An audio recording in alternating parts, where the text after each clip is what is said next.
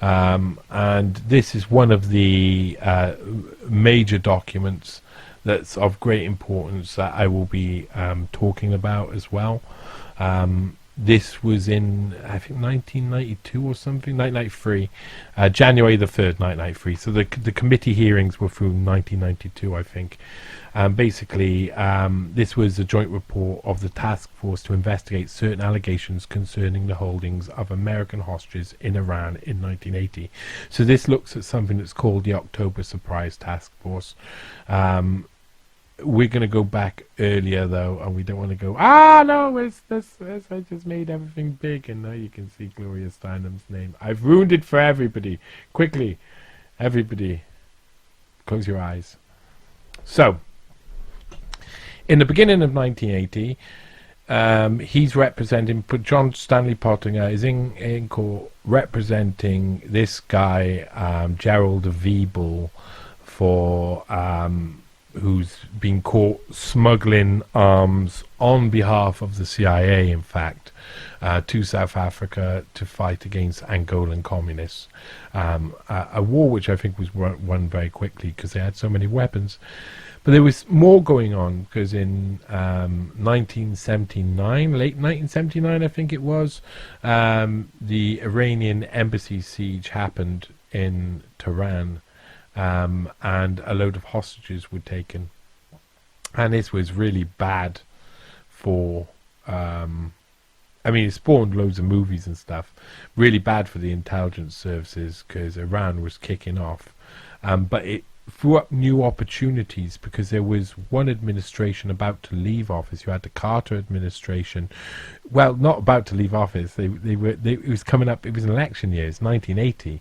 And the Republicans wanted to get Ronald Reagan and George Bush in, and the Democrats wanted to keep Jimmy Carter in. And this Iranian hostage crisis lasted for a year and a half through that whole period. And the whole time, that's what was on the TV all the time.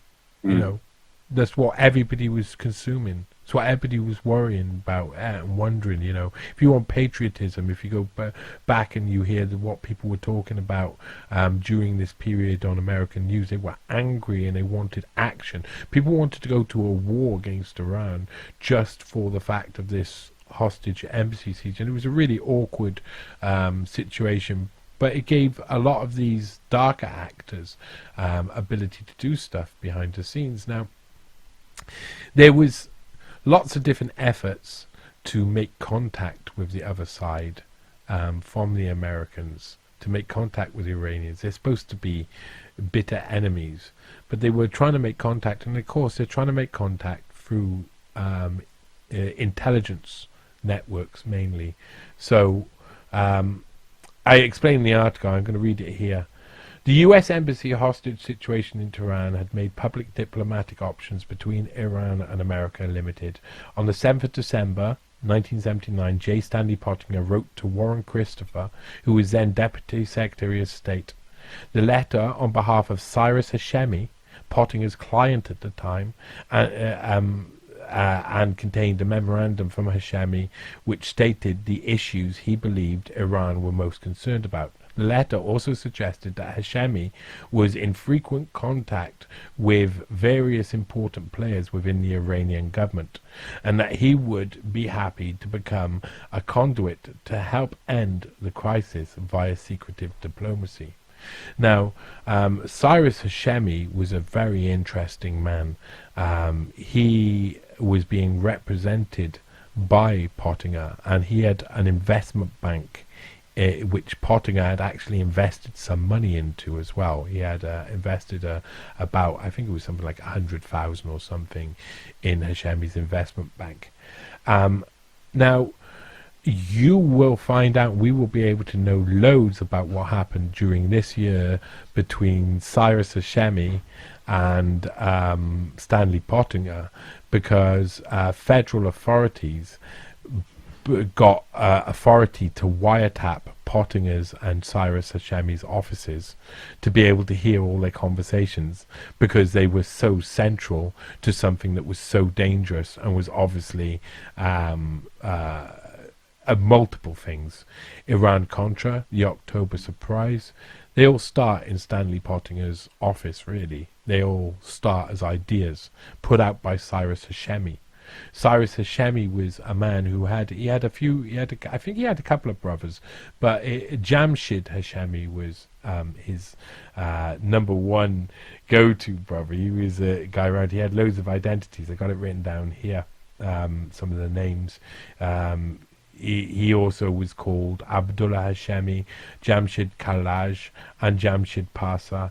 But Jamshid Hashemi was the naughty brother, and Cyrus Hashemi was the one who could convince people to come to the table. And the CIA wanted this, but they weren't sure, because they had done their research eventually on Jamshid Hashemi and discovered he was basically a fraudster who ripped people off. But he would basically orbit round his brother and try and like sweep up any sort of like thing he could make some money off. And there was a lot of things that happened that led to the Iran Contra affair. So first of all, Pottinger has just finished representing an arms smuggler who breaks an arms embargo against an enemy state of the United States. In that sense, South Africa's apartheid regime is supposed to be naughty in America's books. And later that year, he is about to start smuggling arms to Iran via Iran Contra affair, and with the help of Cyrus Hashemi and others. This goes on then for years and years. And this is all exposed in 1984, and his involvement in it is exposed in 1974. So this is it's really important to understand. This is one of the most important periods of history, because while we're also looking at the gun smuggling, the arms running, while we're looking at that, what we're not looking at is the fact that Pottinger is central in creating a coup that sees his friend George Bush get into office, the former director of the CIA, a coup that is the October surprise, that means that the hostages, when they're about to be released, are not released until the day after the election, that really forces the election to go for Reagan and Bush. And basically he's going to get his buddy George H.W. Bush in the White House. That notification you, Johnny, or is that on our computer? What notification? Did you hear just a doo-dum? Then it was like a... No, I didn't hear anything. No? Maybe it's in the distance. Maybe I didn't hear it. Okay. Hope it's not coming out on the recording. Apologies if it is. No, I don't worry too much. I think these guys by now they're so enthralled by this they wouldn't even notice. It's an October surprise alert that keeps going on. Yeah. Ding, every ding, time ding, we ding, say ding. October surprise. Yeah. Well, this is really interesting. So where do we start? Because it's such a big one, and it's so important. But basically, they didn't trust Jamshid Hashemi, but they were willing to work with Cyrus Hashemi, and the top people at the CIA were like, okay, well, if they can get a setup with some different people. There was Ayatollah Pasindade, was related to Ayatollah Khomeini. Admiral Mandani was seen as a future potential leader. These guys were people who Cyrus Hashemi could potentially put them in contact with. So even though the initial attempts to do this failed, they continued with the attempts. But the initial attempt included this. This is a very interesting case. So Carter's CIA funneled $500,000 to Iranian candidate. So Washington, the CIA tried to funnel $500,000 to a candidate in Iran's 1980 presidential election, as the Carter administration worked to free American-held hostages by Tehran, according to Senate investigators. The secret operation was uncovered during a probe into whether the 1980 Reagan-Bush campaign struck a deal with Iran to delay the release of 52 Americans until after the U.S. presidential election. In a report released yesterday, the investigator concluded that the GOP campaign probably did not strike a hostage deal with Iran, but was on the outer limits of propriety in its dealings on the issue. Now that was sealed up. Everything that could be kept out of the case was left out of the case, and lots of things actually happened. This is covered in a lot of this covered in Whitney Webb's book One Nation Under Blackmail, the meetings in Europe between people like William Casey, who would later be director of the CIA, like I said, under Bush, and was Bush's campaign manager. These meetings happened all throughout 1980 and were exactly for this, and we'll talk about this in a little bit. It's really interesting what we're going to talk about. Reagan's then campaign director, the late William Casey, was intensely involved in the hostage crisis, and probably conducted informal, clandestine, and potentially dangerous efforts on the campaign's behalf to monitor. The most remarkable disclosure in the report stems not from Casey's hostage efforts, but those of Carter administration. The covert effort to influence Iran's presidential election, details of which remain classified, arose when the U.S. officials contacted a pair of Iranian arms dealers, Cyrus and Jamshid Hashemi. So Cyrus Hashemi, of course, Pottinger's client, seeking avenues to free the hostages. Charles Cogan, chief of the Near East and South Asia division of CIA's clandestine service, met with the Hashemi brothers on January the 5th, 1980, at a hotel in New York City, according to the report by the Senate Foreign Relations Subcommittee on the Near East. The Hashemis had promised to put U.S. officials in touch with top officials in Tehran government, including the family member of Ayatollah Ruhollah Khomeini. At the same time, they sought financial support for Admiral Ahmed Mandani, who is running for a new post of President of the Islamic Republic. He said Mandani and a Khomeini ally, Abul Hassan Bansada, had emerged as leading contenders for the post less than 3 weeks before the January 5th election. The CIA decided that decided then to provide $500,000 in cash to Hashemis for a sensitive covert operation in Iran. The Senate's panel report said Senator Jim Jeffords of Vermont, the senior Republican on the subcommittee, confirmed that the operation involved election support for Mandani, they spelled it wrong there, as did intelligence sources. Cogan, who used a pseudonym when dealing with the Hashemis, attempted to deliver the cash to them at the same New York hotel on January 17th. The two businessmen refused the cash and insisted on a wire transfer from a Swiss bank to a bank in London, a report said. Bansada won the election in a landslide, and Cogan later determined that $100,000 or less of the money was used for its intended purposes. Cyrus Hashemi later wrote a check for about $290,000 in Iranian funds to Cogan and delivered it to him at the office of Washington attorney J. Stanley Pottinger for return to the CIA, the report said. So the money that was given to try and swing the election for president for Mandani was not all of it was used. In actual fact, there's a lot more to this. A hell of a lot more to this. There's arguments happening. They don't trust the Hashemis at all. The CIA get really angry, and representatives say they've got to bring back as much of the money. And if you notice, there's $500,000 gone, $100,000 or less went to the campaign, leaving $400,000, and then $290,000 were returned to the. Not even enough to cover the curtains. No. I know. So for some poor Pottinger has to make wicker curtains again. Oh, poor Pottinger.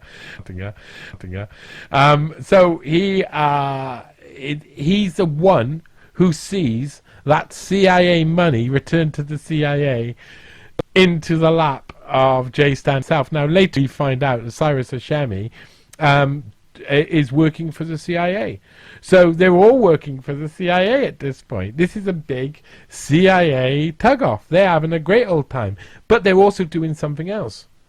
On the investigation's primary focus, the October surprise allegations The panel found insufficient credible evidence to suggest that the campaign negotiated a delay in the hostages' release to ensure Reagan's elections. So that's what they say at the end. At the end, they say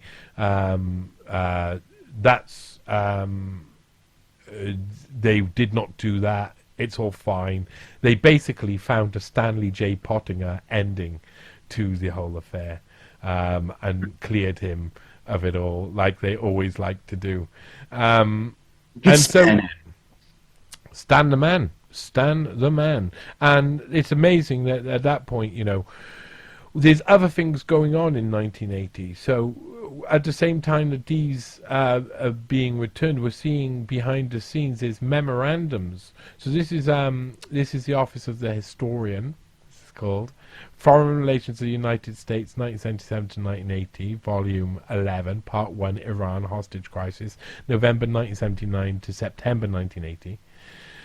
310 memorandum from Secretary of State Muskie to President Carter. Possible approach from Ban Sadr. So this is a memorandum that comes in from intelligence services.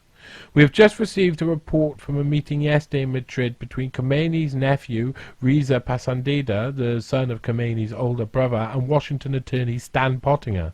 The meeting was arranged at Pasandida's request. According to Pottinger, who's now obviously reporting directly to the CIA and reporting back here, Pasandida claimed to be acting as Ban Sadr's emissary. He stated that Ban Sadr was now interested in beginning talks in Europe between his representatives and US representatives to discuss a possible settlement, including release of the hostages. Pasandida told Pottinger that his approach had been authorized by Ban Sadr and that Khomeini was aware of it. He claims to be a close friend and ally of Ban Sadr, and our information indicates that this is probably correct. He also says that he has been used as a channel of communication. Khomeini. Pasandida suggests that this proposal for discussions has arisen out of a consensus among Khomeini, Ban Sadr, Pasandida's father, Khomeini's brother, and Pasandida himself that the time has come to end the crisis. Pasandida says Ban Sadr is seeking through these talks to develop proposals to put before Parliament. Right, okay, so until we have additional information, nonetheless, direct channel of communication to Ban Sadr would obviously be helpful, and therefore I believe we should explore this contact further. With your approval, I plan to give Pottinger, the Washington lawyer, the attached oral message offering to send representative, probably Hal Saunders, to meet with Pasandida to discuss the outstanding issues between the US and Iran. Listen,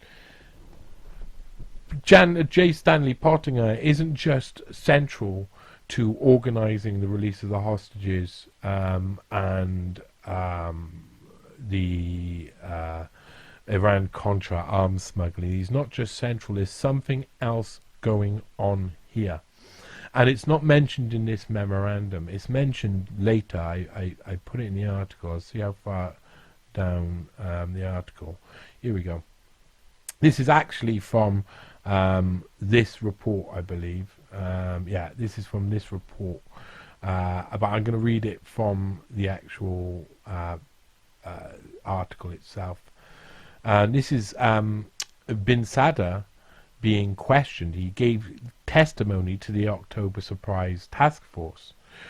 And he said, the question was, well, did Mr. Pasandida tell you, Mr. President, who he had met? So I said, who are these Americans? And he said it was Mr. Reagan's envoys. So Mr. Pasandida believed that the people that he was meeting with were people that Reagan had sent. Yes, quite, because he told me that if the deal is not made with you, then they'll make a deal with your rivals. And with Mr. Carter, they were already in contact.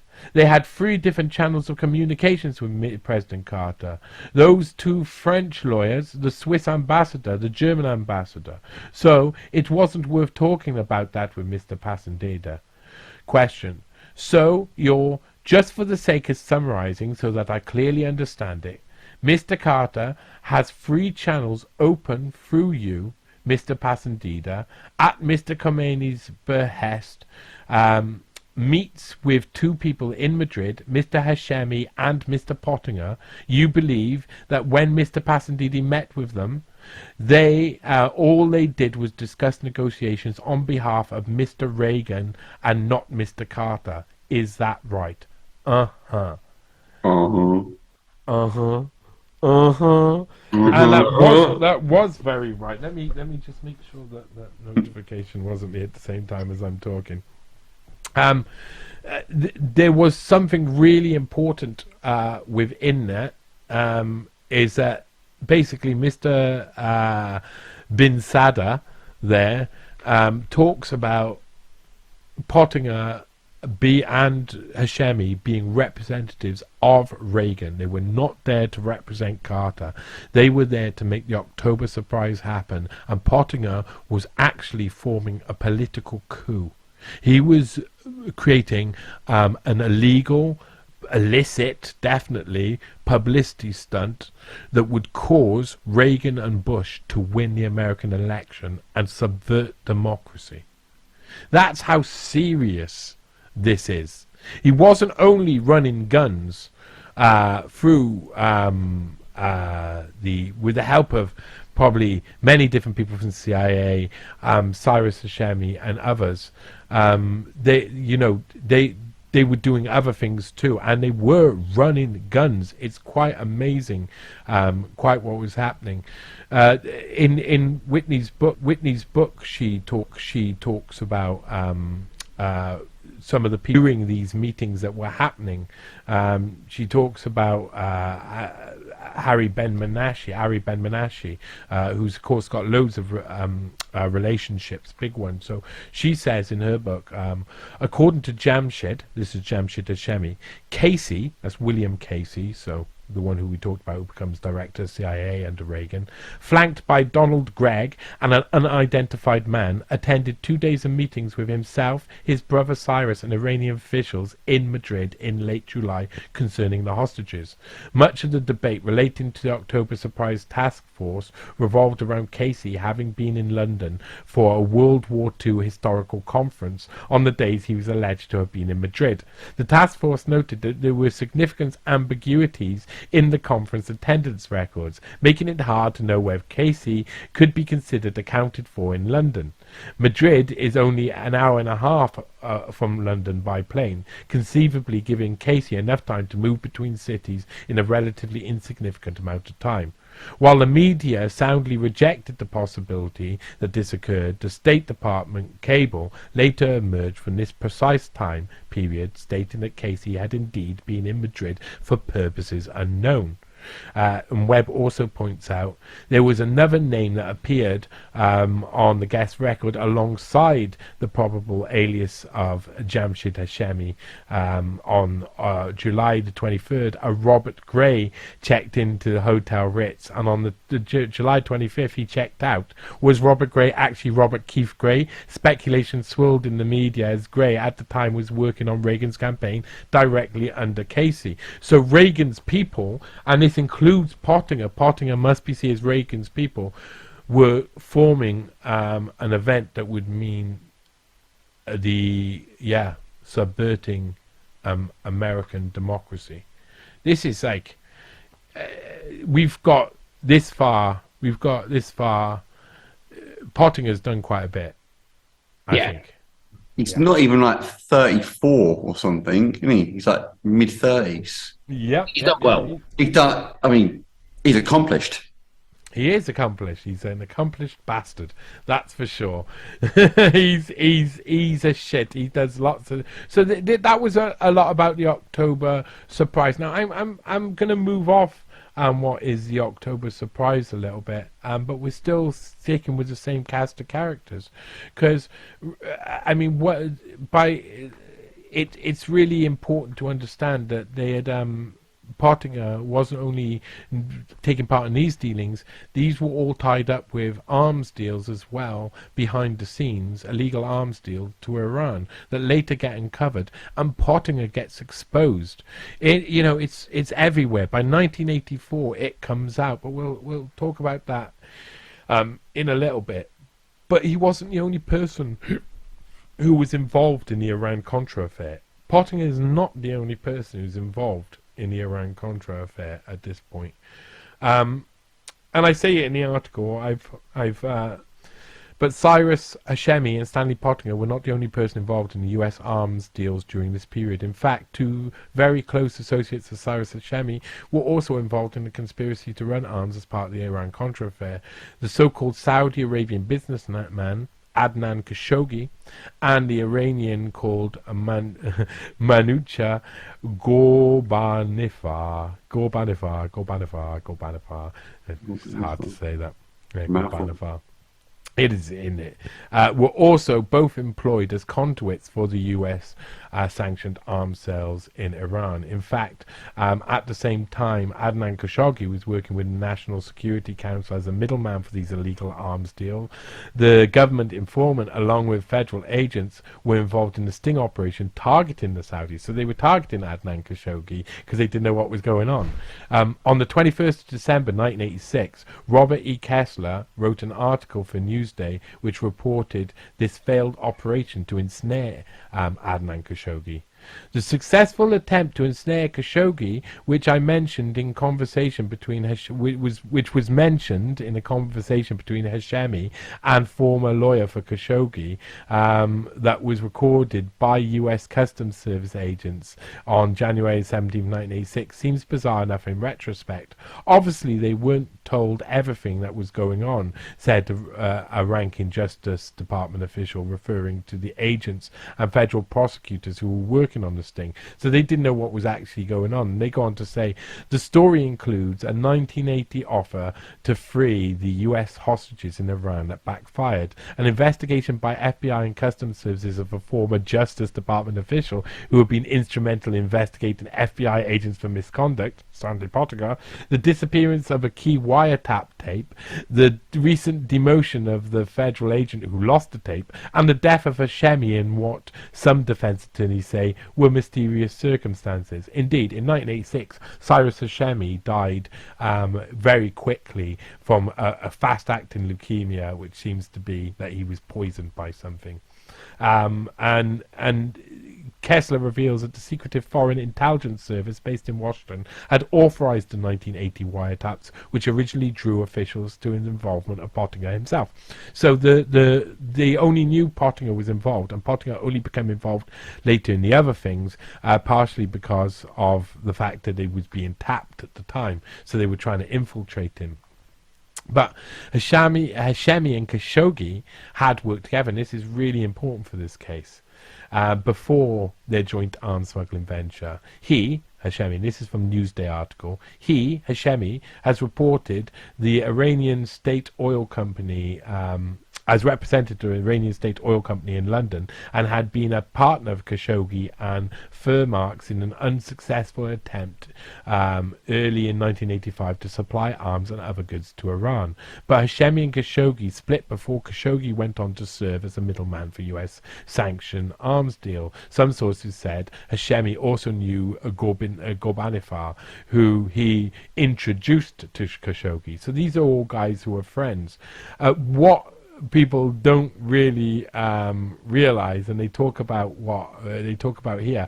I mean, this is amazing. The article, there's so many fingers pointing at Pottinger. That same article talks about Pottinger and says, when Pottinger was in the Justice Department, he was instrumental in seeking to indict about 60 FBI agents for illegal break-ins at the homes of friends and relatives of alleged members of the Weather Underground in New York area. That's like all Watergate stuff there. He's also the boyfriend of feminist Gloria Steinem. Yes, he is. Cases were eventually brought against only two ranking FBI officials in connections with the break-ins. The two were tried and convicted, but were pardoned by President Ronald Reagan. Convenient. In 1980, sources familiar with Pottinger's role said he was not only Hashemi's lawyer, but also a business associate, having invested $100,000 in merchant bank Hashemi started in London. And again, I mention about some of the relationships with Kashoggi and Epstein, because of course Epstein was involved with that same Adnan Khashoggi at the same time in the Iran Contra affair. This is amazing. I find it amazing. So in fact, J. Stanley Pottinger, one of the lead lawyers now representing many of the victims of Jeffrey Epstein and Ghislaine Maxwell, organised a significant part of the Iran Contra affair and benefited from the illegal sales of weapons alongside Cyrus Hashemi, Adnan Khashoggi and Jeffrey Epstein himself, who also benefit. It is also during this period where Stanley Pottinger later admits first working with Jeffrey Epstein, but that will be in the next part of the series. And we are coming up to the end of the Iran Contra part. It's easier to read within the article. It's hard for me to explain like this because it's such a difficult thing to understand, and there's so many different actors and there's so many different events, and Iran Contra is mixed in with October Surprise